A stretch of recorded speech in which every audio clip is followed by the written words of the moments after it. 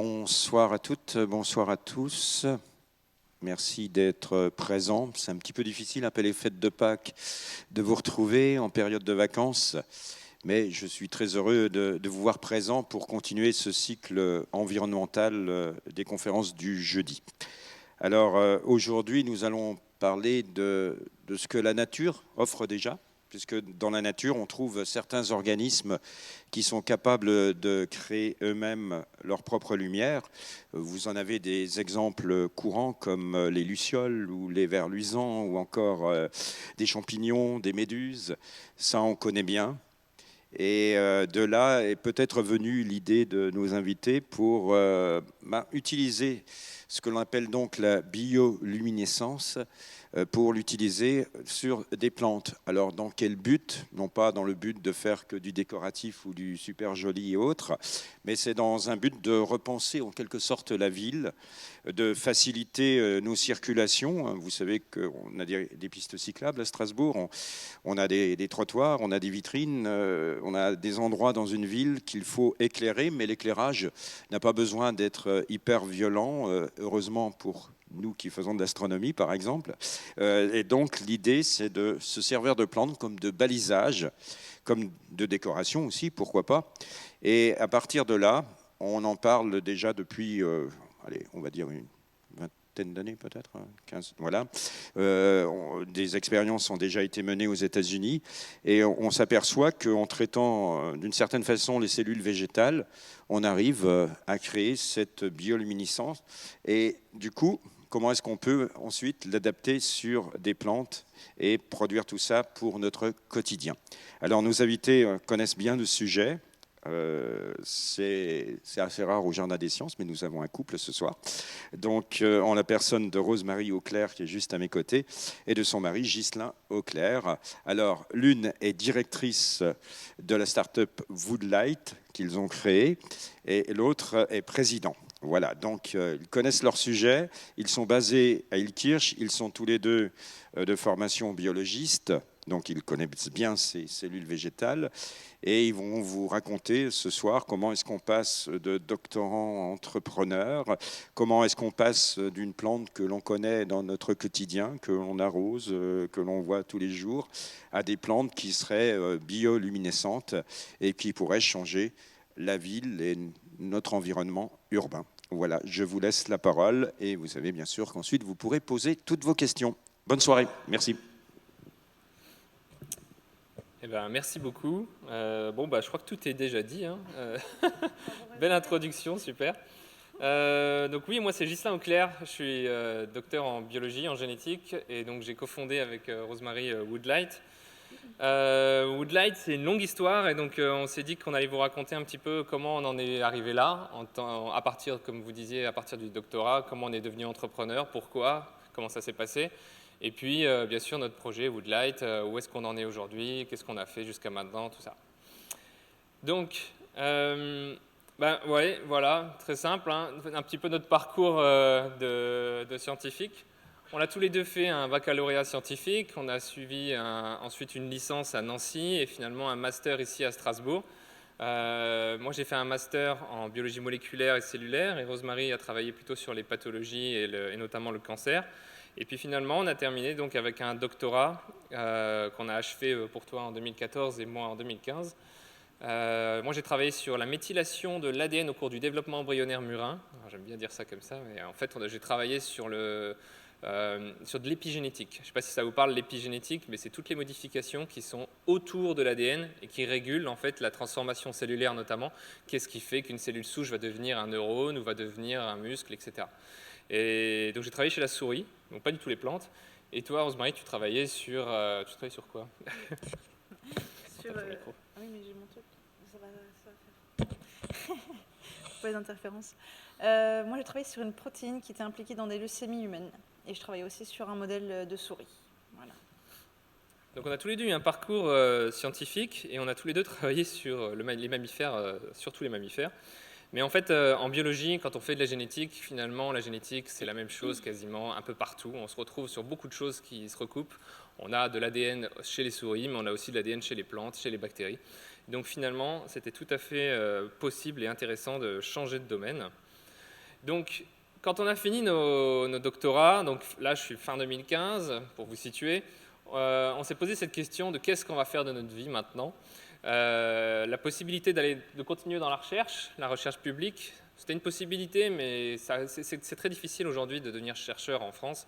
Il faut passer par ce qu'on appelle des post-docs, donc c'est des contrats CDD dans des laboratoires de recherche, et en général il faut partir à l'étranger, en faire plusieurs, donc c'est un parcours un peu compliqué pour finalement devenir chercheur. Et donc nous, on se disait, bah voilà, la recherche, on en a fait pendant 4 ans, pendant toute notre thèse. Est-ce qu'on ne pourrait pas voir un petit peu autre chose? C'était peut-être un peu le moment de se poser cette question. On avait la possibilité aussi de rejoindre une entreprise privée. On s'est dit, bah tiens, ouais, pourquoi pas, une entreprise privée, ça peut faire une belle expérience, on pourrait essayer de voir ce qui peut se passer là-dedans. Et puis, en fait, pendant nos doctorats, on a rencontré des gens qui nous ont sensibilisés à l'entrepreneuriat. Et l'entrepreneuriat, ça a l'air super quand on entend ça, parce qu'on nous dit « Ah, mais en fait, vous venez, vous avez une idée, et puis avec une idée, ben, vous allez créer votre société, vous allez devenir vos propres chefs, vous allez monter votre projet, ça va être génial. » Waouh, nous on s'est dit « Tiens, pourquoi pas, après tout, on est des biologistes, on a un doctorat, on est quand même capable, pourquoi pas l'entrepreneuriat, ça avait l'air sympa. » C'est sympa. Donc on s'est lancé dans l'entrepreneuriat. Suite à nos thèses. Et donc la première chose qu'il nous fallait, c'était de trouver une idée. Alors après notre doctorat, donc toujours fin 2015, on est parti voyager un peu tous les deux. On est parti voyager dans des pays étrangers, notamment aux États-Unis. On a visité des villes comme New York. Et là, on a vu toutes ces problématiques que vous connaissez forcément, qu'on retrouve dans toutes les grandes villes du monde.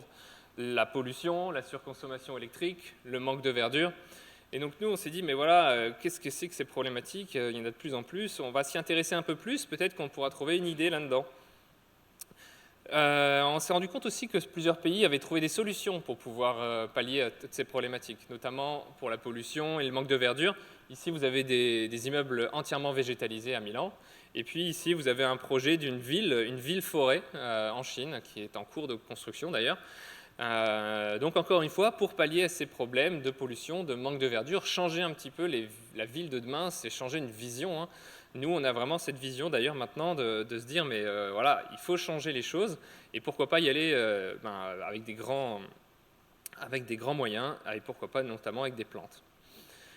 Une autre problématique, c'est la consommation électrique. Et donc on va parler un peu de la lumière. La lumière, aujourd'hui, ça fait des milliers d'années qu'on produit de la lumière chez les êtres humains. On a commencé avec du feu, et puis finalement, on a utilisé du pétrole pour pouvoir faire de la lumière, et puis ensuite de l'électricité pour faire de la lumière. Les technologies de l'énergie se sont multipliées. Aujourd'hui, on produit de l'électricité pour produire de la lumière, et pour produire de l'électricité, on peut utiliser du charbon, on peut utiliser du solaire, voilà, du nucléaire, etc. Mais finalement, ça consomme énormément cette lumière. Dans le monde, je vous donne un chiffre, c'est 15% de la consommation totale d'énergie qui est utilisée pour produire de la lumière. C'est énorme, hein, et c'est aussi 5% des émissions de gaz à effet de serre. Et ça, c'est des chiffres qui sont croissants. Chaque année, on utilise de plus en plus de lumière parce que les villes s'agrandissent, etc. Quelques autres chiffres en France. Voilà, l'éclairage, c'est 12% de la production totale d'électricité. Donc c'est 2 centrales nucléaires par an. C'est énorme, hein, c'est juste pour de la lumière. Donc 9 500 000 points lumineux en France. Et en plus de ça, voilà, c'est un recyclage qui est compliqué, 300 millions d'euros par an. Enfin, c'est vraiment des quantités astronomiques, mais en même temps, on a besoin de la lumière, quoi.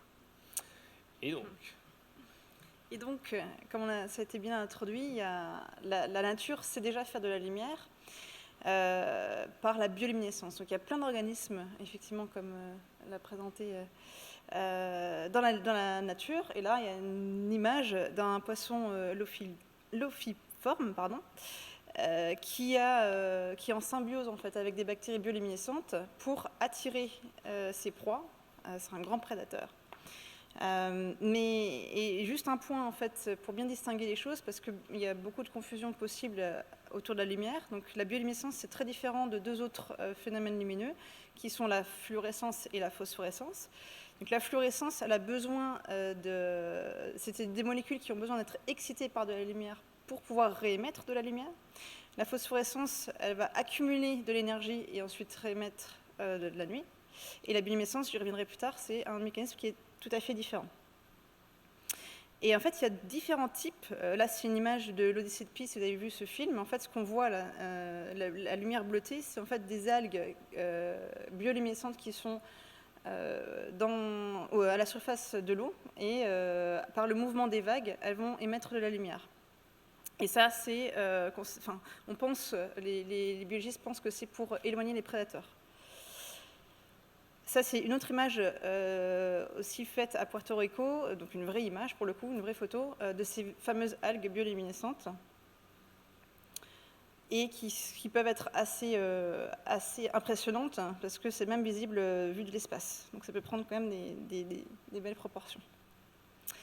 Mais il y a d'autres organismes qui peuvent faire de la lumière. Donc il y a des champignons, des animaux terrestres comme les vers luisants ou les lucioles, et aussi d'autres animaux marins comme les calamars qui sont là aussi en symbiose avec des bactéries bioluminescentes. Et lui, par exemple, sa bioluminescence pour lui, c'est pour se masquer des prédateurs. Donc en fait, dans les fonds marins, à peu près, on estime qu'il y a à peu près 90% des espèces qui font de la bioluminescence, donc ce qui est assez impressionnant, assez énorme. Et donc de tout type d'animaux, des oursins, des calamars, des méduses, toutes sortes d'espèces.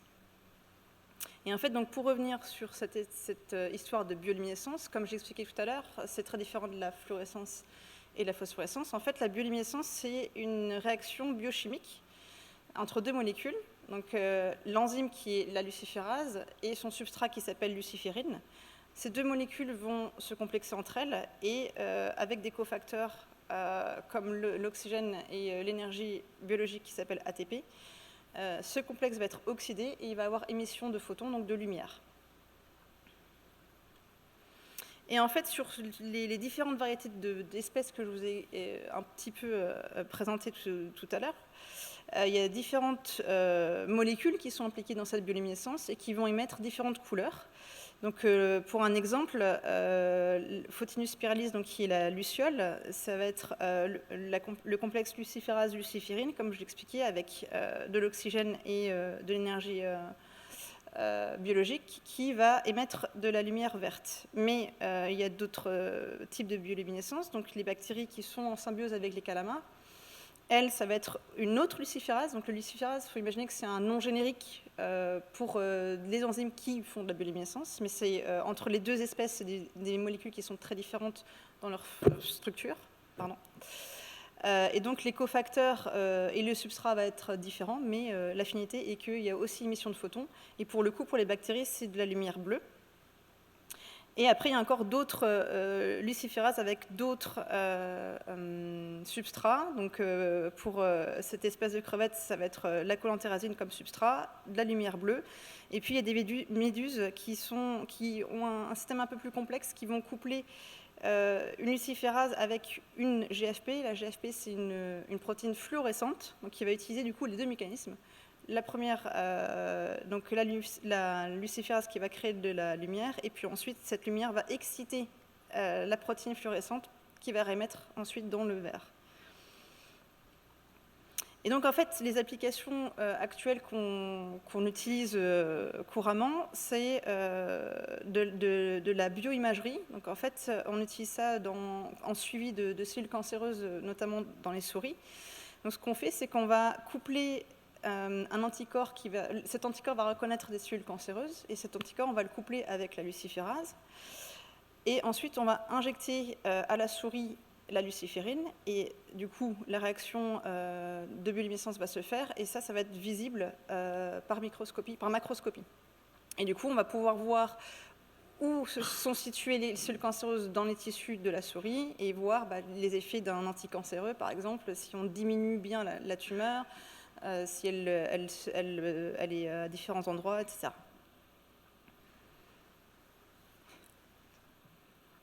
Avatar, si vous ne l'avez pas reconnu. Alors, comme vous l'avez deviné, on s'est intéressé à ce super pouvoir de la nature qui est la bioluminescence. On s'est dit, mais tiens, oui, c'est quand même extraordinaire, la bioluminescence, c'est magique, c'est vraiment quelque chose qu'on trouve dans la nature depuis des millions d'années. Ça fait des millions d'années que la nature fait de la lumière, alors que nous, ça fait à peine quelques milliers d'années avec du feu. Et donc, on s'est dit, mais tiens, voilà, pourquoi pas essayer de fusionner les super pouvoirs qu'on a parlé au début, là, les plantes, hein, on voit qu'on a de plus en plus de plantes dans les villes, et donc la bioluminescence comme une source de lumière complètement nouvelle et magique. Hein. Donc, on s'est dit, mais oui, tiens, créons des plantes bioluminescentes, des plantes capables d'émettre de la lumière sans consommer d'électricité. Alors là, on peut tout de suite imaginer énormément de choses, parce que des plantes, il y en a de toutes les formes, de toutes les tailles. On peut imaginer un parterre de mousse luminescent, un arbre luminescent, des buissons luminescents. On peut imaginer énormément de choses. Là, c'est la lampe un peu parfaite hein, qu'on est en train d'imaginer. Une plante luminescente, c'est une lampe qui émet de la lumière sans consommer d'électricité, qui est 100% recyclable, hein, parce qu'on est sur une réaction qui est naturelle, donc on peut très bien se débarrasser de cette plante par la suite dans un compost, à 100% recyclable. Donc. Il y a une pérennité, puisqu'une plante, ça met du temps, ça pousse, ça dure toute une vie, donc ça peut être vraiment très intéressant de ce côté-là aussi. C'est des polluants, parce que les plantes sont capables d'absorber différentes molécules, dont notamment le CO2. Et comme je le disais, design, puisqu'on peut imaginer un ficus, un lierre, une orchidée luminescente, pourquoi pas, cette technologie est potentiellement applicable un peu partout. Donc c'est vraiment un nouveau produit, un produit qui est vert dans tous les sens du terme.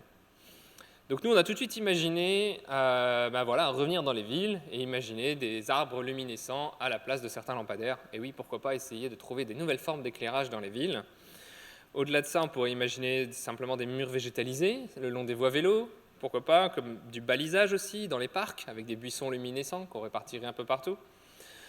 Alors, si je vous présente ces balisages et ces murs végétales, c'est parce qu'en fait, on s'est beaucoup intéressé à l'éclairage urbain, et il s'avère que l'éclairage, c'est énormément de réglementation, et notamment en termes de puissance lumineuse et de distance, etc. Donc, c'est très compliqué à remplacer, et c'est pour ça qu'on s'intéresse plutôt au balisage. Et puis aussi, on s'est dit, mais tiens, ça pourrait être intéressant pour de la décoration. Imaginez un hôtel, un restaurant, on met un mur végétalisé à l'intérieur avec quelques plantes luminescentes. Tout de suite, on va essayer de créer une sorte d'expérience où l'utilisateur vient dans la pièce et waouh, c'est luminescent, c'est complètement nouveau, c'est magique. Et bien oui, pourquoi pas, là il y a tout un marché aussi à découvrir. Les vitrines des magasins, on a été rapprochés par des groupes qui nous disaient mais oui, nous la nuit on doit éteindre nos lumières parce que ça consomme de l'électricité. Pourquoi pas essayer de mettre un lierre luminescent ou quelque chose comme ça. Alors, est-ce que tu nous expliques comment ça marche? Comment on y arrive? Comment on passe de la luciole à la plante luminescente, ouais. Alors, je vais devoir vous parler un peu d'ADN. Donc, l'ADN, il est situé dans la cellule. Tout être vivant est composé de cellules, d'ADN. L'ADN est impacté donc, dans un noyau, bien protégé dans la cellule. Et en fait, l'ADN contient des gènes. Donc, on peut imaginer ça comme un dictionnaire qui contient tous les mots. Et les mots, c'est des gènes. Et chaque gène, du coup, contient c'est un code qui contient une information. Donc l'information de bioluminescence, du coup. Et donc, dans notre cas, donc pour le cas, par exemple, de la luciole, un gène suffit pour donner l'information de la luciférase, et donc l'enzyme. Et pour la luciférine, qui est le substrat, là, c'est une cascade de réactions métaboliques. Donc, c'est plusieurs gènes qui vont amener à produire la luciférine. Et donc, une fois qu'on a isolé tous ces gènes, on va les mettre, on appelle ça du clonage, on va les mettre sur un vecteur qu'on appelle plasmide. Et ce vecteur on va pouvoir utiliser ce vecteur pour mettre ces gènes dans le génome de la plante. Donc, pour ce faire, en fait, on a deux façons de faire. Soit on utilise une bactérie, elle s'appelle Agrobacterium tumefaciens. C'est une bactérie qui, d'elle-même, va pouvoir aller dans la cellule de la plante et transférer le vecteur qu'on a créé dans le génome de la plante. Ou alors, on va utiliser un outil donc, plutôt physique, donc on appelle ça un canon bionestique. On utilise en fait des bidors sur lesquels on va coller entre guillemets l'ADN, notre vecteur, et ce canon va propulser ces bidors dans les cellules de la plante, et du coup l'ADN va pouvoir aller dans les cellules des plantes. Ensuite, en fait, on va mettre ces bouts de feuilles, puisque là c'est des feuilles qu'on voit sur l'image, donc ces bouts de feuilles, on va pouvoir les mettre en culture dans un milieu nutritif adapté, avec des vitamines, des hormones, etc. Donc c'est le milieu qu'on voit en blanc transparent. Et du coup, ces cellules vont pouvoir se dédifférencier. En fait, les plantes, elles ont cette fabuleuse capacité de pouvoir redevenir souche. Donc, à partir d'un bout de feuille, on va pouvoir refaire une plante entière. Ça, c'est un truc que l'humain, la souris, personne ne peut faire ça, mais la plante peut faire ça. Et donc là, ce qu'on voit en haut à gauche, c'est justement un cal, donc c'est un amas de cellules indifférenciées. Et ensuite, sous l'effet d'hormones et de minéraux, etc., elles vont pouvoir se redévelopper et refaire une plante entière, donc tiges, feuilles et racines. Et du coup, on obtient une plante bioluminescente. Et en fait, cette approche donc, d'édition génétique des plantes que je viens d'expliquer est déjà utilisée dans plein de domaines différents, plein de domaines industriels différents. Donc, par exemple, en phytoremédiation, donc pour augmenter la capacité des plantes à dépolluer le sol, à fixer des polluants comme le plomb, etc. En biofactory, donc là on appelle ça les biofactories, c'est des plantes qui vont surexprimer des éléments intéressants comme l'insuline par exemple, des biofuels ou pourquoi pas développer des nouvelles variétés ornementales comme les roses bleues. Donc pourquoi pas demain des plantes qui font de la lumière. Alors ça, c'est une image qu'on aime beaucoup parce qu'elle représente exactement ce qu'on a ressenti une fois qu'on a eu cette idée. Parce que là, ça y est, on a l'idée, on a compris comment ça fonctionne, on s'est dit, mais tiens, c'est faisable, on a tout le parcours bibliographique. Et donc, on s'est dit, on se lance. Et c'est vraiment ça, hein. C'est vraiment, on se lance dans le grand bleu parce qu'en fait, on ne savait pas du tout où est-ce qu'on allait. On se disait, mais par où on commence? Par où on commence? Où est-ce qu'on va? Par quoi on va s'accrocher? Où est-ce qu'on va trouver de l'argent? Enfin, toutes les questions nous sont venues d'un coup. Parce que nous, en bon scientifique, on avait fait notre planning scientifique pour y arriver, mais on n'avait pas pensé à, tiens, comment ça se passe à côté de ça. Donc, comme dit, l'idée est validée. Et puis, en plus de ça, à ce moment-là, on a monté une équipe assez rapidement. Donc, moi-même, Rosemary et un ami à nous qui était justement qui avait fini sa thèse aussi, et du coup qui nous a rejoint en tant que chimiste. On était donc 3 scientifiques. Ça, c'est une belle erreur. Entre guillemets, 3 scientifiques qui arrivent pour se lancer dans l'entrepreneuriat, 3 scientifiques motivés, 2 ans de chômage devant nous. Bah oui, on venait de finir nos doctorats. Doctorat, on est salarié de l'université, donc on a le droit au chômage après. Et on avait donc 2 ans de chômage devant nous. On s'est dit, mais large, pour créer une start-up en biotech, c'est large. 2 ans de chômage tranquillement, une équipe, tout est bon. Donc comment on fait ? Et alors la première chose qu'on a fait, c'est qu'on a été rencontrer des personnes, hein, comme je pense que tout le monde aurait fait, sauf qu'on est tombé sur deux membres de l'écosystème entrepreneurial qui sont très importants, la région d'une part, qui donne des subventions notamment pour les projets, et BPI France, donc la Banque pour l'innovation, qui peut fournir aussi des financements et puis de l'accompagnement pour la création de start-up. Donc on a été voir ces gens-là et on leur a présenté le projet. Et là, ils nous ont dit, mais c'est quoi votre business model? C'est quoi votre business plan? C'est quoi votre marché? Et là, on s'est dit, mais ils nous parlent d'études de marché, ils nous parlent de clients, mais on n'a pas de clients puisqu'on n'a pas encore créé le projet. Donc on était complètement perdus. On s'est dit, mais et puis c'est quoi un business model? C'est quoi une POC? Enfin, tous ces mots-là qu'on ne connaissait pas du tout. On s'est rendu compte que voilà, le planning scientifique, c'est bien, mais c'est largement pas suffisant. Donc du coup, ici on a modélisé une échelle un peu pour vous montrer, pour y arriver jusqu'à Woodlight, qu'est-ce qu'il fallait qu'on fasse. Eh bien on ne savait pas du tout finalement. Donc on a fait, comme on a toujours fait, on a été se former. On a été se former, alors comme je dis, on était au chômage, donc on avait le droit à Pôle emploi, on avait le droit à des formations chez Pôle emploi, formations de création d'entreprise. Donc on les a faites. On a été aussi au Pôle entrepreneuriat étudiant de l'université. Il y a un DU sur lequel vous pouvez accéder pour faire apprendre l'entrepreneuriat à l'université sur 1 an, et c'est accessible à tout le monde.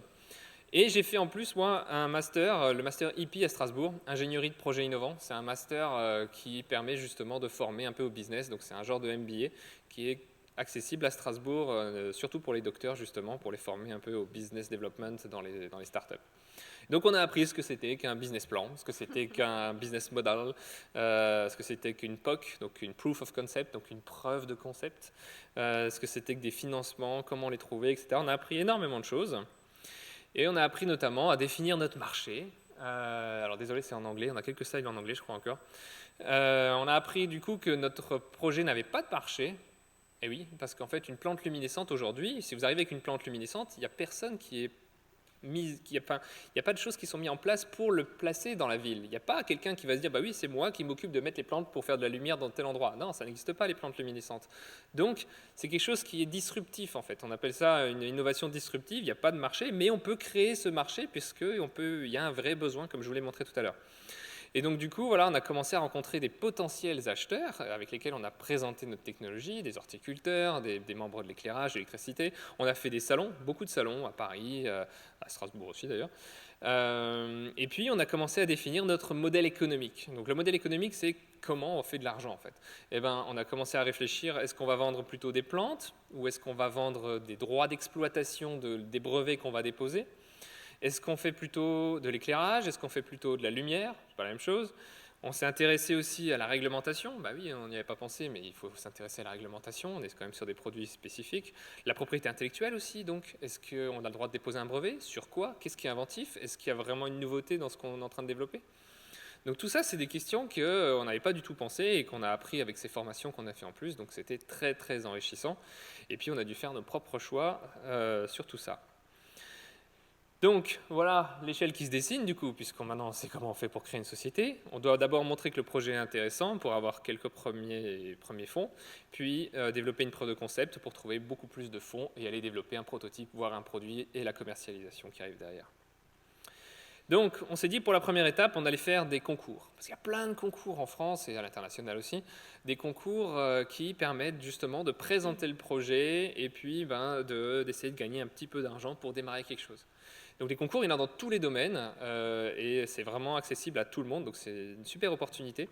Nous, on a trouvé que c'était une bonne opportunité, non seulement pour gagner un peu d'argent, mais aussi et surtout pour restructurer le projet. Parce que ça nous a permis d'apprendre à écrire un business plan. Donc vraiment de présenter le planning, les différentes étapes, les constituants de la future entreprise, etc., etc. Donc on a gagné un premier concours, on était super contents. On en a parlé à tout le monde, et puis ils nous ont dit faites-en d'autres. Alors on en a fait d'autres, et puis on en a gagné d'autres. Et donc du coup on s'est dit c'est bon, ok, le projet il est vraiment intéressant. On a gagné un petit peu d'argent. Alors les concours c'est pas 100 000 euros, 200 000 euros, c'est 1 000 euros, 2 000 euros, 3 000 euros. Donc c'est des petites sommes, mais qui permettent au moins de se dire voilà, le projet il est valide, il est intéressant, on va pouvoir commencer à faire des choses. Et donc, faire des choses, c'est quoi? Il fallait qu'on fasse cette preuve de concept. Alors, une preuve de concept, ce n'est pas une idée, mais ce n'est pas non plus un prototype, c'est entre les deux, c'est de prouver que c'est possible, que ça marche. D'accord? Donc, pour nous, c'était de montrer que la luminescence sur laquelle on s'intéressait était vraiment intéressante pour en faire des plantes bioluminescentes. Donc ça, c'était la preuve de concept in vitro qu'il fallait qu'on fasse. Et alors, comment on fait pour faire une plante bioluminescente? Comment on fait pour faire une preuve de concept? Comme vous pouvez l'imaginer, on ne pouvait pas faire ça dans notre cuisine. C'est sûr. Donc la première chose, c'était de trouver un labo, forcément. Donc il y avait 3 possibilités qui se sont offertes à nous à cette époque. C'était soit retourner dans un institut public, donc là reprendre la casquette chercheur et travailler donc, pour l'institut public. Soit il y avait des labos qui existent au parc d'innovation à Elkirch, louables. C'était 50 000 € l'année, des locaux vides. Donc il faut imaginer qu'en plus, il faut acheter tous les équipements. Chaque équipement, ça coûte plusieurs milliers d'euros. Donc il faut imaginer qu'il faut être un petit peu riche pour démarrer. Et nous, on n'avait pas assez d'argent pour ça. Ou alors arrêter. Et donc les trois possibilités, ça ne nous convenait pas. On n'avait pas envie de revenir chercheur parce qu'on voulait vraiment monter notre entreprise. On n'avait pas assez d'argent pour louer ces locaux et on n'avait pas envie d'arrêter non plus. Donc on s'est dit, qu'est-ce qu'on peut faire? Donc on s'est dit, au début, effectivement, on était un peu perdus parce qu'on était un peu dans une impasse. Et à côté de ça, il faut imaginer que la vie avance. Il y a quand même une réalité aussi personnelle. En fait, comme Ghislain l'a expliqué, on était 3 au départ. Là, on a commencé en 2016, là on est déjà en 2017, donc ça fait déjà une année qu'on se forme, qu'on fait des concours, etc., comme on l'a expliqué. Mais la 3e personne qui était avec nous, son chômage commençait à se finir, et donc il y avait une réalité de qu'est-ce que je fais, quoi. Il n'y a pas de labo, il n'y avait pas trop de visibilité sur moyen court terme, et donc il a dû se séparer de nous et rentrer dans une vie active tout de suite. Donc on s'est retrouvés tous les deux. Et puis à côté de ça, il y a aussi, donc on est tous les deux mari et femme, donc dans le même bateau entre guillemets, et à côté de ça aussi il y a nos parents qui commencent à nous mettre la pression parce que on est docteur, mais on n'a toujours pas de job entre guillemets. On a monté un projet, d'accord, mais on n'a encore rien de concret, ça commence à être stressant, donc on a une pression un petit peu familiale aussi dessus. Donc on était un peu dans cette situation où on ne savait pas trop comment faire. Mais d'un autre côté, on a rencontré aussi au fur et à mesure de nos rencontres, justement, des salons qu'on a pu faire, des personnes qu'on a pu rencontrer aussi autour des concours, etc. On a rencontré aussi une personne qui est notre mentor principal de chez Réseau Entreprendre, qui lui est un coach, en fait, et nous a dit, mais... non, allez-y, foncez. Si vous avez cette ambition d'être entrepreneur, vous avez envie d'aller de l'avant, ce serait dommage d'arrêter en n'ayant pas commencé. On était tout à fait d'accord avec lui. Et donc, on a réfléchi tous les deux. Et on s'est dit, non, on va continuer. On ne va pas s'arrêter là, parce qu'on sait qu'il y a quelque chose à faire. On aimerait bien juste tenter, en fait. Tenter des choses. Et donc, on s'est retrouvés un petit peu au même endroit qu'au départ, c'est qu'il y a un problème, comment on fait pour résoudre ce problème. Donc, on s'est dit, on va le faire nous-mêmes, on va répondre nous-mêmes au problème. Et du coup, l'image d'avant, on ressaute dans l'inconnu, on était de nouveau dans cet inconnu, comment on fait pour monter un labo, pour pouvoir développer Woodlight. Donc, comment on crée un laboratoire dans le public. Et en fait, on s'est dit tout simplement que si nous... Parce que là, on avait un besoin qui était vraiment exprimé. On était des entrepreneurs qui avaient besoin d'un labo pour faire une preuve de concept. On s'est dit, on n'est probablement pas les seuls. Et en fait, en discutant avec des personnes aussi, encore une fois, qu'on a rencontrées dans des salons, etc., on a vu 3 autres entrepreneurs qui étaient dans le même cas que nous, qui avaient des projets qui allaient mourir dans l'œuf, parce qu'ils n'avaient pas de moyens de développer leur concept.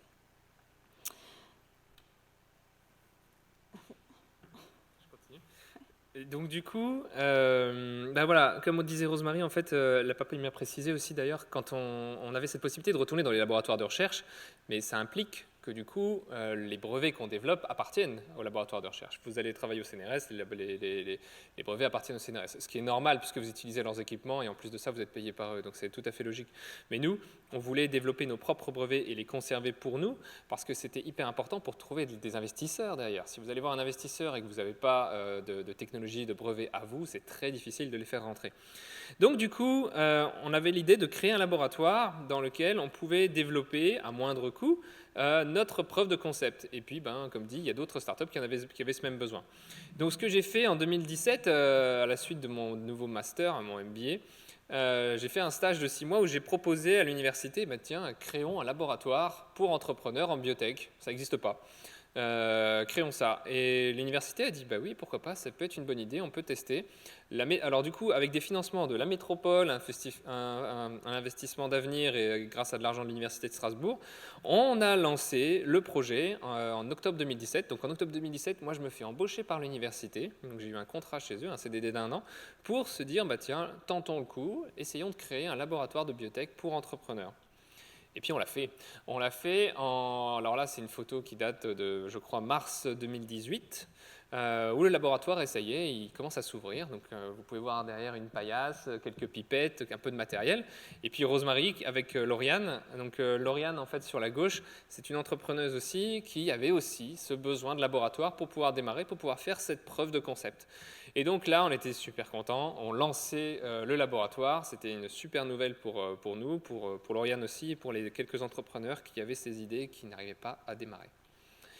Donc le laboratoire, si vous voulez venir visiter, d'ailleurs c'est tout à fait accessible. Il faut juste me contacter en amont parce qu'il y a un badge à l'entrée et tout, mais moi je vous fais visiter, il n'y a pas de souci, puisque c'est moi qui gère le laboratoire aujourd'hui encore. C'est un laboratoire donc de biotechnologie, où on peut faire de la microbiologie, de la cancérologie, enfin vraiment tout type de biologie. Et on a aussi, adossé à tout ça, un espace de coworking, avec donc des bureaux partagés, une salle de réunion, une petite cuisine avec une super machine à café. C'est super important parce que c'est là que se fait le plus de business entre entrepreneurs. Et donc tous ces espaces-là, en fait, permettent vraiment d'avoir un lieu idéal pour pouvoir créer une société, se lancer et faire une preuve de concept. Ça, c'est les premiers projets qui nous ont rejoints. Donc on avait Borago qui développait un potager électroménager. Donc l'idée, c'était de faire un petit potager qu'on met dans les cuisines des restaurateurs pour pouvoir cultiver ces végétaux directement dans la cuisine. Sol, qui maintenant s'appelle Orisei, qui développe des kits de découverte du kombucha et du kéfir, donc c'est de la microbiologie. Bien sûr, Woodlight, et puis on a vu de plus en plus de projets arriver dans ce laboratoire. Donc finalement, on a lancé une dynamique. Il y a de plus en plus de projets d'entrepreneurs qui sont venus se lancer dans différents domaines, tout en restant liés à la biologie. Donc, je reviens sur cette photo, évidemment, vous pouvez vous imaginer que c'était un petit peu plus rassurant pour nos parents de se dire « Ah bah c'est bon, il a trouvé un job à l'université ». Ben oui, évidemment, c'était tout de suite plus rassurant pour eux. Il y avait une possibilité d'évolution, il y avait une possibilité de salaire aussi. Et oui, de salaire parce que on est en 2018. Donc si vous faites le calcul, en fait, nous, on n'avait plus le droit au chômage à cette époque-là. Donc qui dit plus le droit au chômage, ça voulait dire qu'à ce moment-là, on était à 2 sur un même salaire pour essayer de développer Woodlight. Et en plus, moi, je commençais à travailler à l'université en parallèle, donc je prenais du temps dessus aussi. Donc ça devenait un peu complexe. Mais ce n'était pas impossible, vu qu'on avait réussi à créer ce Biotech Lab, dont la preuve de concept allait être justement le fait que nous, on développe une preuve de concept. Si une société réussit à faire quelque chose dans ce labo, c'est que ce labo sert à quelque chose, donc c'est une preuve de concept. Et bien là voilà, ça c'était la preuve de concept de Woodlight qu'on a obtenue en 2018. Donc sur la gauche, vous avez en fait de la bioluminescence de certaines bactéries. Et sur la droite, c'est la bioluminescence sur laquelle nous, on a décidé de travailler. Et comme vous pouvez le voir, elle est beaucoup plus puissante. Et donc on a montré qu'on travaillait sur quelque chose d'assez intéressant pour pouvoir aller sur du végétal luminescent par la suite. Donc on pouvait passer à l'étape suivante. Ce qui voulait dire que, alors voilà, comme je disais, donc c'était une preuve de concept pour le Biotech Lab, le labo qu'on a monté. Et du coup, on est retourné voir ces deux membres de l'écosystème, la région et BPI, notamment d'ailleurs, qui nous ont dit « Ok, vous avez fait votre preuve de concept, vous avez un business plan, vous avez un modèle économique, vous avez une étude de marché, vous avez fait tout ce qu'on vous a demandé, bon ben ok, on va vous financer. » Donc, en 2019, on arrive déjà en 2019, et oui, parce qu'il y a des discussions entre-temps, ça prend du temps. En 2019, on arrive, on crée notre société. On a créé notre société et on a rejoint un incubateur d'entreprise, l'incubateur SEMIA, qui fait partie de l'écosystème alsacien et même de tout le Grand Est maintenant. Donc c'est un incubateur, c'est une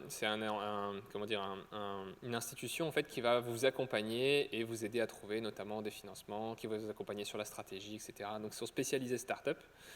On a créé notre site internet, c'est marrant de dire ça, mais c'était super important pour nous parce que ça nous permettait d'avoir un peu plus d'existence. Parce que jusque-là, c'est que du papier et un peu de laboratoire, mais là, finalement, on avait le fait de créer un site web, on pouvait parler de nous. On s'est mis sur les réseaux sociaux et tout de suite, on a vu une communauté arriver, intéressée par le projet. On s'est dit, mais oui, voilà, ça nous relance encore plus dans la dynamique, ça nous a vraiment fait du bien. On a pu acheter du matériel grâce à ces financements et donc on a pu commencer à faire quelques tests de régénération. On a commencé à faire des partenariats avec l'Institut de biologie moléculaire des plantes qui se trouve juste derrière ici, sur l'esplanade, avec lesquels on a pu travailler sur la partie génétique. Et voilà. Ensuite, on a rencontré de plus en plus de grands groupes aussi, parce que du coup, on est devenu visible, on avait un site web. Mais au-delà du site web, on a commencé à faire parler de nous dans différents médias.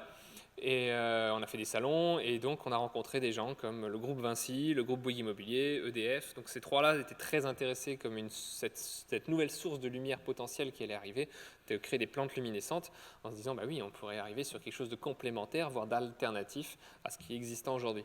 Et puis on a rencontré aussi des gens du groupe LVMH, donc là on est plus sur du luxe et là eux aussi sont très intéressés. Je vous ai présenté tout à l'heure des possibilités dans les vitrines des magasins. Eux, ils sont très intéressés. Et puis tout ce qui est décoration, design aussi. Hop. L'équipe s'est agrandie. On a recruté quelqu'un en 2019. Donc ça, c'était fantastique de se dire, ça y est, on va pouvoir avoir des mains en plus pour pouvoir travailler plus vite. Et puis on a recruté des stagiaires. Et puis on a créé un board scientifique. Donc des professeurs et des chercheurs de l'Université de Strasbourg, du CNRS, nous ont rejoints pour nous accompagner, nous donner des conseils en plus dans leurs compétences particulières dont on avait besoin. Et puis, voilà, on a poussé un peu plus toutes les études qu'on avait faites pour créer un business à partir de là. Donc, on a fait des études réglementaires qu'on a validées, on a déposé nos brevets. Donc, pour nous, c'était vraiment des grandes avancées. L'année 2019 était géniale. Et puis, on arrive en 2020. Qu'est-ce qui s'est passé en 2020 ? Il y a eu un Covid. Le Covid, ça nous a fait très mal.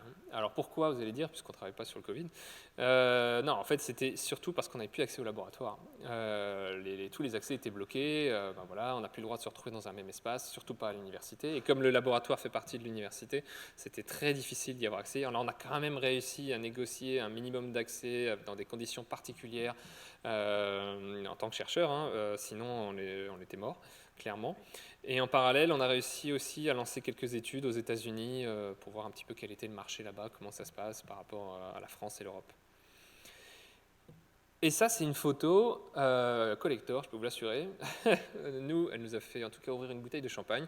C'est les premières cellules végétales luminescentes. Donc, c'est les premières cellules qu'on a obtenues en 2020. Fin 2020, on a réussi à transformer donc des cellules végétales et les rendre bioluminescentes. Donc ça fonctionne, et donc c'est à partir de là qu'on a pu valider notre brevet, valider plein de choses, et donc pour nous c'était vraiment extraordinaire, ça nous a vraiment réconforté dans l'idée et pour la suite du projet. Du coup, là je fais un bond, parce que il y a eu le Covid, 2021-2022, le prototype, c'est quoi le prototype? Pour nous le prototype c'est une plante luminescente entière. Et donc là, en fait, on a eu quelques soucis, notamment à cause des accès au labo, mais aussi parce que finalement, c'était plus compliqué qu'on croyait les étapes qui suivent. Et donc aujourd'hui, on est encore dans cette étape où on régénère ces cellules pour obtenir une plante entière. D'accord ? Donc on n'a pas encore ces plantes luminescentes. On a les cellules qui fonctionnent, on a des tissus luminescents, mais on n'a pas encore la plante entière. Donc ce prototype-là, on espère le finaliser cette année, là, d'ici quelques mois. Et une fois qu'on a ces premières plantes, on va pouvoir commencer à imaginer de la commercialisation et reprendre les contacts avec tous nos partenaires qu'on a identifiés. Je vous raconte rapidement ce qui s'est passé aussi pour le Biotech Lab, parce que c'est aussi une sacrée aventure. Il y a de plus en plus d'entrepreneurs. Pour vous dire, l'année dernière, il y avait 34 personnes dans le labo. Donc nous, on n'a pas dépassé les 4 personnes dans notre équipe, donc vous pouvez imaginer qu'il y a eu plein d'autres gens.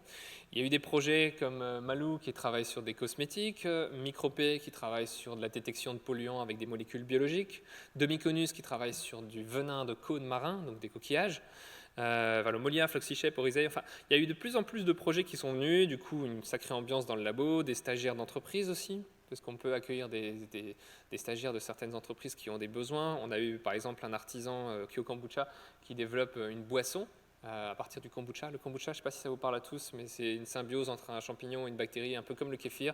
Et à partir de là, en fait, vous mettez de l'eau, du sucre et vous obtenez une boisson pleine de nutriments, un genre de thé en fait.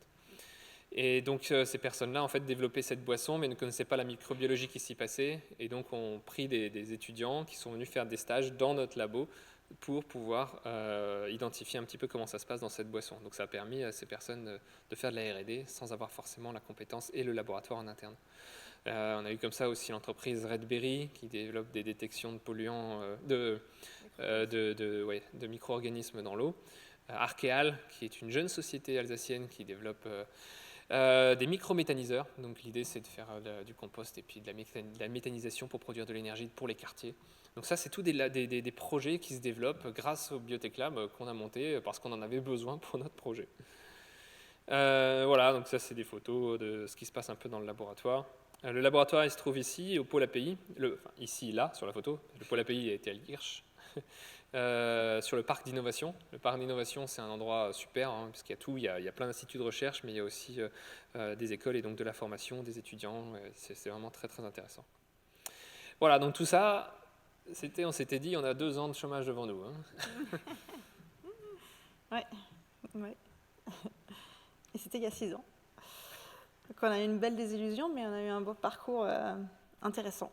Donc, si on a des regrets, évidemment non, parce que c'est toujours hyper enrichissant. On a rencontré énormément de monde. On s'est beaucoup formé aussi nous-mêmes. À la base, on était scientifiques, biologistes. Maintenant, on se définit plus tellement comme ça. On l'est toujours, et on est passionné par la biologie, mais on est bien autre chose aussi. Et du coup, si on voulait un peu résumer tout ce qu'il faut pour créer une entreprise, la première chose pour atteindre cette échelle, c'est une vision Parce que nous, on a toujours cette vision de changer les villes de demain, de les améliorer, de les rendre plus poétiques, plus respirables, plus vertes dans tous les sens du terme, moins polluantes, moins polluées, etc. Et ça, c'est un truc c'est quelque chose qui nous tient et qui nous garde le cap, en fait. Quand on a aussi des moments de doute, on sait pourquoi on est là, on sait pourquoi on fait toutes ces choses-là. Le chemin, comme on l'a un peu dit, était quand même assez chaotique, en tout cas avec des obstacles, mais même si on a des moments de doute, on a quand même surmonté ces obstacles, et c'est grâce, je pense, à cette vision qu'on tient, qu'on garde. Il faut aussi beaucoup d'autonomie, puisque, comme dit, il y a beaucoup de moments où on était deux, il faut y aller, quoi. C'est personne qui va faire les choses à notre place, évidemment, mais il faut rencontrer les gens, il faut parler du projet, il faut aussi être créatif, parce que quand on a des obstacles, il faut trouver des solutions. L'idée du Biotech Lab, c'est Gislain qui l'a eu. Il s'est dit, en fait, si on a besoin de ce labo, créons-le, en fait, tout simplement. Il n'est pas là, on va le créer. Et c'est ça, en fait, l'entrepreneuriat. Évidemment, être tenace, comme cette belle plante le montre, il faut s'accrocher.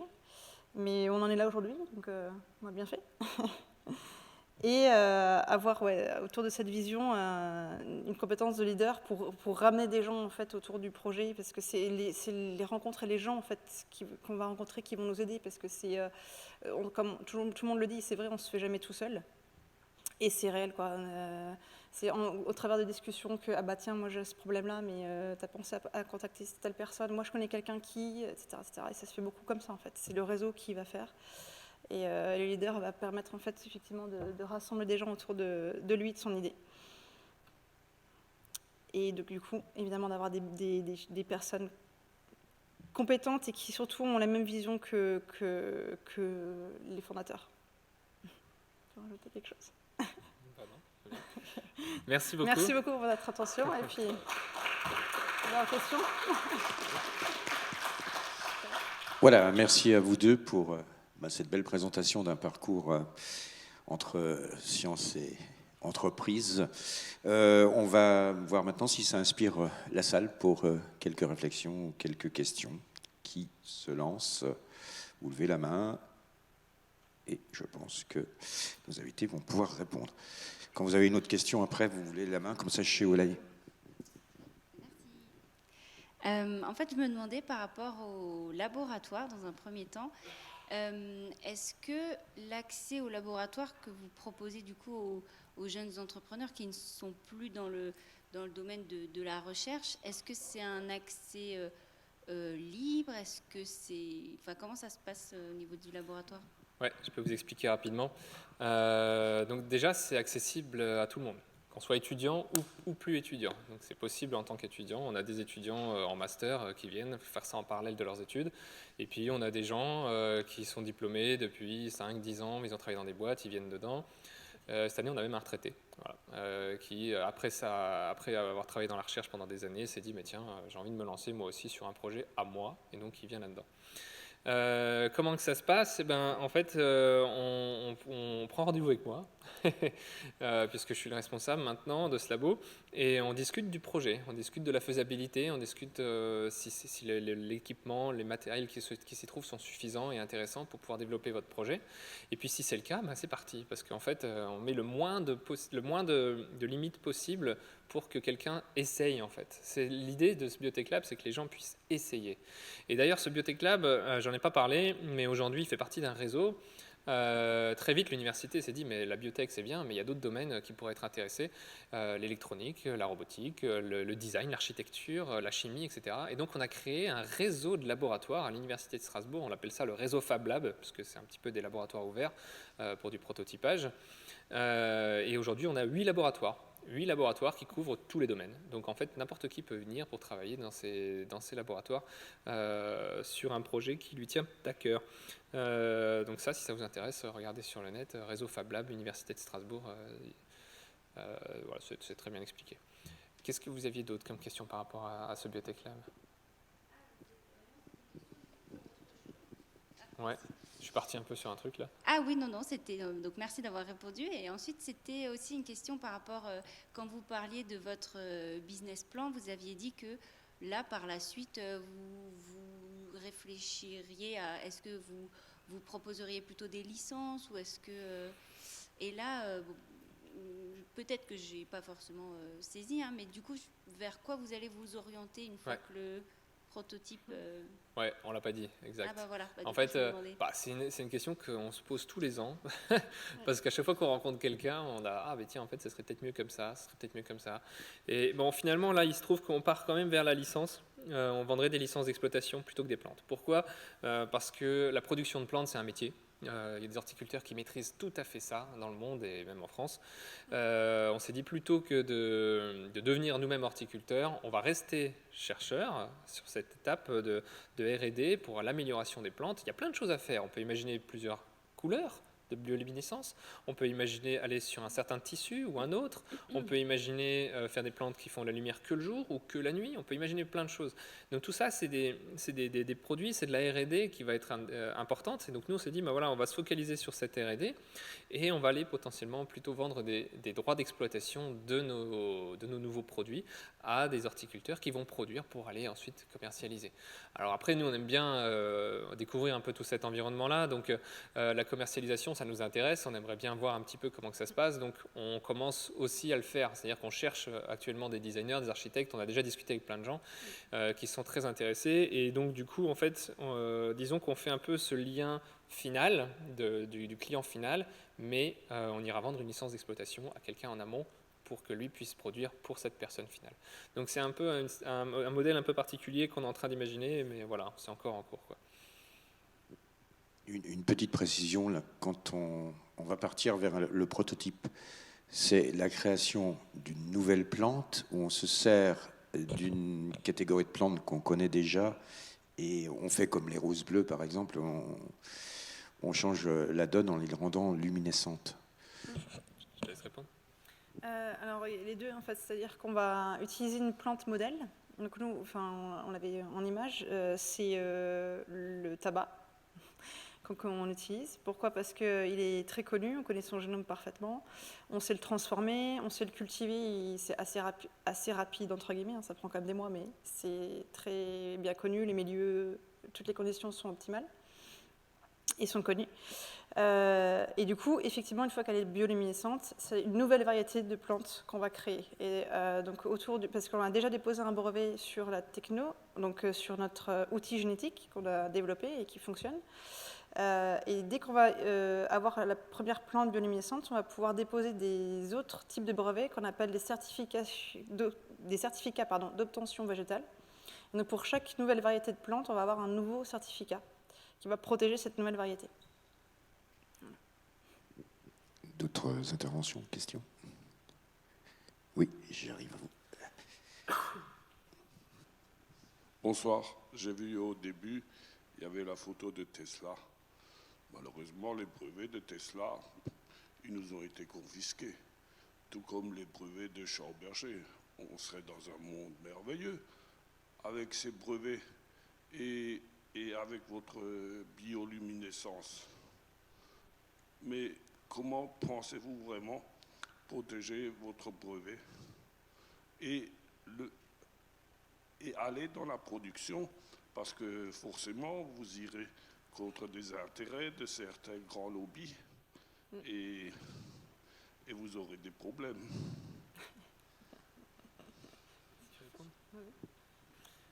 Alors, pour le brevet, c'est une bonne question, hein. On s'est d'ailleurs posé la question, est-ce qu'on brevette ? Parce que quand on dépose un brevet, ça devient public, donc tout de suite c'est accessible. Donc les séquences sont accessibles sur Internet, hein. C'est breveté, donc c'est accessible. Le brevet, c'est quand même une protection à l'international qui fonctionne. Au-delà de ça, il y a une deuxième protection qui est possible, c'est ce qu'on appelle le certificat d'obtention végétale, qui permet de protéger... Comment ? Qui permet de protéger la création de nouvelles variétés. Tu voulais ajouter quelque chose ? Mais je ne sais plus ce que je voulais dire. Donc du coup, voilà. Après, il y a d'autres brevets qu'on va déposer. C'est-à-dire qu'on dépose un premier brevet sur cette technologie et ensuite, à chaque fois qu'on va l'améliorer, on va déposer des nouveaux brevets. C'est la méthode la plus sûre pour pouvoir se protéger et ça n'empêchera pas des pays de l'Orient de copier et de faire la même chose. Donc ça, c'est quelque chose de toute façon, tous les entrepreneurs le savent, ils nous le disent tous, hein, c'est bien beau un brevet, mais il va falloir en faire d'autres. Donc l'idée, c'est d'être rapide en fait, d'aller le plus vite. C'est ça la vraie solution, c'est d'aller très rapidement sur le marché pour pouvoir faire du chiffre d'affaires et développer d'autres choses et continuer à déposer des brevets, etc. Et c'est un jeu comme ça tout le temps, parce qu'à partir du moment où on va commencer à vendre et à commencer à faire du chiffre d'affaires, les autres vont commencer à copier, et donc il faudra développer autre chose. Et c'est ça, c'est le jeu. La protection, elle ne protège pas totalement. Il faut aller plus vite que les autres, en fait, et être plus innovant. On a quand même choisi de déposer le brevet parce que dans notre cas, en fait, comme Ghislain le disait, ça protège quand même un petit peu. Il y a quand même des gens qui ne vont pas copier parce qu'il y aura contrefaçon vu qu'il y a un brevet déposé. Et en fait, le problème, c'est que si on ne faisait pas ça, on pouvait copier beaucoup plus facilement parce qu'il suffit juste en fait, de séquencer la plante bioluminescente et on a toutes les informations en fait. Donc c'était une manière quand même, quand effectivement on a réfléchi à est-ce qu'on brevette ou pas, on s'est dit on va quand même le faire parce que ça va quand même nous protéger de la contrefaçon, sinon on peut copier ça tranquillement, quoi. Et une autre raison de déposer un brevet, j'en ai parlé rapidement pendant la présentation, c'est d'avoir de la valeur dans la société. C'est-à-dire que quand vous dites on crée des plantes luminescentes, on fait plein de choses, oui, mais prouvez-le. Et comment vous le prouvez si vous n'avez pas encore le prototype qui fonctionne? Le fait de montrer des brevets, ça montre qu'il y a quelque chose de sérieux derrière, qu'il y a de la valeur. Et donc ça permet de faire rentrer des investisseurs et donc aussi d'aller chercher des financements. Si vous n'avez pas de brevet, si vous n'avez pas de techno à présenter, si vous n'avez rien d'autre que vous-même, c'est très très très très difficile d'aller trouver le moindre centime. D'autres interventions? Oui, j'arrive à vous. En descendant, je vais vous poser une question. Vous avez quelle réaction? Vous avez commencé au début en montrant des villes végétalisées. Quand vous approchez les politiques, la ville ou les architectes, vous avez quel type de réaction? De l'enthousiasme. De l'enthousiasme. Oui, en général, c'est du waouh, parce que en fait, c'est une solution qu'on apporte, c'est quelque chose qui répond à énormément de leurs problématiques. Donc on a rencontré évidemment la mairie de Strasbourg, les horticulteurs Strasbourg, tout Strasbourg, le paysagisme, etc. On a été un peu partout dans l'Alsace d'ailleurs, et puis on a rencontré des gens plus loin, à Paris, dans d'autres villes qui nous ont contactés, comme Toulouse, etc. Et donc à chaque fois, il y a le même intérêt. L'intérêt, il est là, maintenant ils veulent voir les prototypes. Et c'est même eux, en fait, c'est les collectivités qui nous ont suggéré l'idée du balisage, pour le coup, en discutant avec eux, parce que ils avaient un cas concret, en fait, une problématique concrète. Ils étaient en train de refaire un parc, de le réaménager, de le refondre complètement. Et la personne me disait que c'était hyper cher de tirer les câbles électriques pour installer l'électricité dans les parcs, alors qu'il n'y a pas forcément besoin d'un éclairage. Pour le coup, c'est vraiment baliser le chemin pour la sécurité, parce qu'ils sont toujours entre il ne faut pas trop éclairer pour tous les enjeux, la pollution lumineuse, etc., mais en même temps la sécurité des citadins. Ils sont toujours un peu entre les deux et trouver l'équilibre. Et c'est cette personne qui s'est vraiment dit, mais en fait, le balisage, c'est hyper pertinent. Elle voyait plutôt ça comme ça que de remplacer les lampadaires, pour le coup.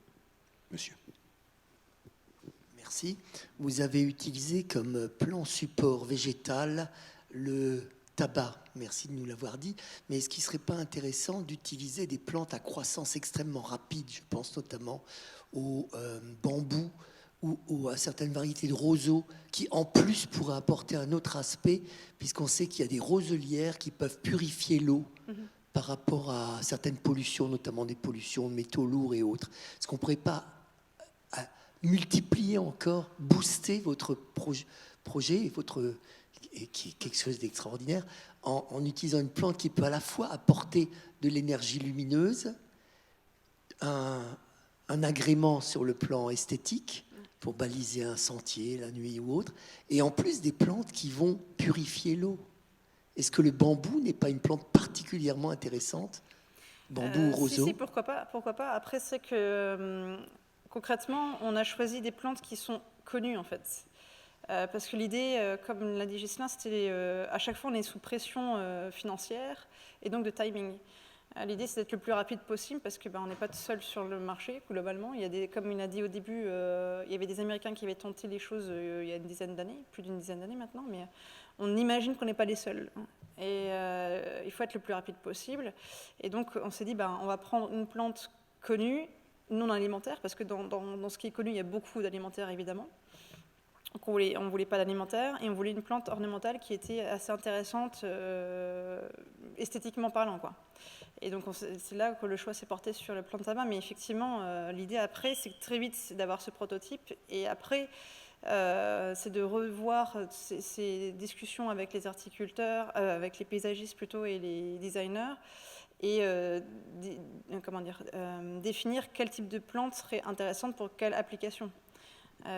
Et travailler en parallèle sur différentes variétés, parce qu'à chaque fois, on va devoir mettre au point la culture in vitro, qui n'est pas forcément connue, donc il y a encore du travail, mais l'idée, c'est vraiment de travailler sur différentes variétés en parallèle, d'intérêts, d'applications différentes. Toute question? Oui, monsieur. Oui, allô. Je me pose la question, à savoir comment vous allez piloter cette source lumineuse, parce que à l'échelle planétaire, ça va générer une pollution lumineuse de dingue, quoi, comme dirait Macron. Hein. Alors comment vous allez la piloter? Il faut la mettre en route, il faut l'arrêter, les câbles qu'il faudra en tirer, enfin je ne sais pas comment vous allez maîtriser. Comme disait Rosemary, en fait, on ne va pas créer de la lumière, on va remplacer de la lumière. Donc, on ne va pas faire plus de lumière qu'il y en a actuellement. On va au contraire aller trouver une alternative avec la luminescence.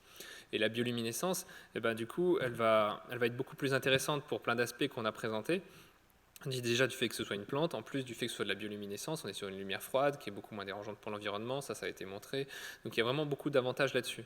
On n'est pas là pour baisser la quantité de lumière dans les villes, puisque de toute façon, comme je le disais, on en a besoin de la lumière pour la sécurité. On est là plutôt pour trouver une alternative qui est meilleure pour l'environnement, en fait. Donc on ne va pas trouver de moyen de baisser la lumière puisqu'on propose de la lumière. Maintenant, à côté de ça, on peut, comme je disais aussi, réguler certaines choses. On peut réguler le fait que ça s'allume que le jour ou que la nuit. On peut réguler que ce soit dans certains types de tissus, etc. Donc en fait, on peut imaginer travailler ce produit ensuite pour l'adapter encore mieux et le rendre plus sympa pour les villes et donc pour l'environnement aussi, quoi. D'autres questions?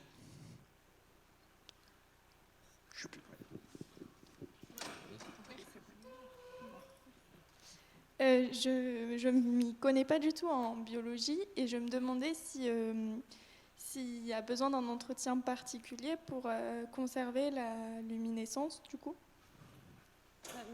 Non, pour le coup, non, parce que toutes les informations sont dans les gènes et on a tout mis dans la plante, donc il n'y aura pas besoin d'apports différents que du soleil, de la lumière du moins, et de l'eau. Ça reste bioluminescent 24 heures sur 24? Au départ, oui. Au départ, on a fait un prototype simple. Ouais. Oui, c'est plus simple que ce soit lumineux en continu. Oui. Par contre, après, si on veut aller jouer sur le cycle circadien des plantes, par exemple, donc le cycle jour-nuit, oui, là, on arrive sur des choses un peu plus complexes. Mais le plus simple, c'est de la rendre luminescente comme elle est capable de faire de la photosynthèse, quoi. Monsieur. Oui, moi, ce qui me pose comme problème, c'est que vous voulez utiliser le tabac. Moi, j'étais producteur de tabac pendant 40 ans. Le tabac, ça chope toutes les maladies. Il y a les pucerons qui vont dessus, il y a des viroses et il y a du mildiou. Moi, je pense qu'il faudrait aller vers une plante un peu plus rustique que le tabac. Voilà. Comme on le disait à monsieur, en fait, le tabac, c'est uniquement pour faire des prototypes. C'est pour aller vite et montrer que ça marche. Ensuite, on ne va pas vendre des tabacs luminescents, c'est pas intéressant, c'est pas la plus belle plante qui existe. On va évidemment regarder d'autres types de variétés. On a déjà commencé à regarder avec les designers, comme tu disais. Le tabac, c'est une plante modèle, de la même manière qu'on étudie la souris pour étudier l'humain. C'est le modèle mammifère, c'est la drosophile chez les insectes, etc. Il y a toujours un modèle en fait dans chaque type d'organisme. Et donc le tabac, c'est uniquement parce que ça va vite. Mais dès qu'on a des prototypes et que ça fonctionne, on passe sur une autre plante, bien sûr. Il faut faire le houblon en Alsace. Ouais. Une dernière question? Oui.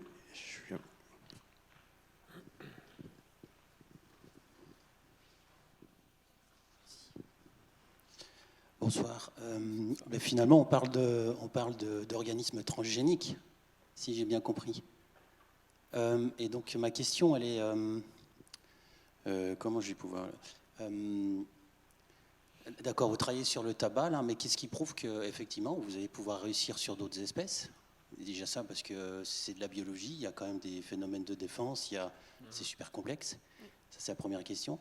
Et la deuxième question, je prendrai l'exemple des saumons d'élevage. Il y a des pays où maintenant, ils ont du mal à trouver des saumons de souche sauvage, parce que, en fait, vous voyez à quoi je veux en venir. Quels sont les risques? Est-ce qu'il y a des risques ensuite de dissémination de ces gènes-là? Alors, je sais qu'il y a la barrière des espèces, mais bon, peut-être que je prends le verre à moitié vide, là, mais ça me pose question, quoi. Voilà. Et c'est une super idée, mais en même temps, si après, si c'est un gène qui se dissémine partout, et c'est pas forcément ce qu'on veut non plus. Alors, ça fait peut-être partie d'un fantasme, j'en sais rien, mais je me posais la question. Tu abordes la première question? La première question, c'était la difficulté. Alors oui, et comme je les disais, en fait, de passer d'une variété à l'autre, effectivement, il y aura des problèmes probablement, en tout cas des mises au point à faire.